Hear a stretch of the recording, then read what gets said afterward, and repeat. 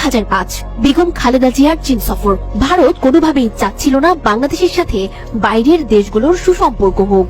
ভারতীয় মদদে সারা দেশে জঙ্গি হামলার ঘটনায় বেগম জিয়া চীন সফর সংক্ষিপ্ত বা অসমাপ্ত রেখেই দেশে ফিরে আসেন।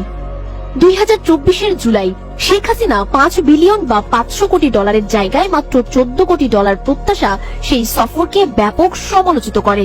এমনকি এই সফরের সবচেয়ে বেশি গুরুত্বপূর্ণ টপিক তিস্তা মহাপরিকল্পনা জানিয়ে সেই সফরে কোনো কথাই হয়নি। এদিকে চলছে 2025 আবারও চীন সফর। অন্তর্বর্তী সরকারের প্রধান উপদেষ্টা ডক্টর মোহাম্মদ ইউনূস 4 দিনের চীন সফরে। সফর শেষ হতে না হতেই সর্বোচ্চ আলোচনার মধ্যমণি ডক্টর ইউনূস।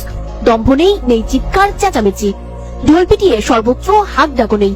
প্রশ্ন আসতেই পারে, ডক্টর ইউনূসের চীন সফরে বাংলাদেশ কি পাচ্ছে? 15,000 কোটি টাকার বিশ্বমানের মেডিকেল প্রতিষ্ঠা, 12,000 কোটি টাকার 4টি মহাসাগরীয় বাণিজ্য জাহাজ ক্রয়, 10,000 কোটি টাকার তিস্তা ব্যারেজ তৈরি, বিনা শুল্কে 2028 সাল পর্যন্ত মুক্ত পণ্য বাণিজ্য সহ বিশেষ অর্থনৈতিক অঞ্চল তৈরির $1 ট্রিলিয়ন চুক্তি হতে যাচ্ছে।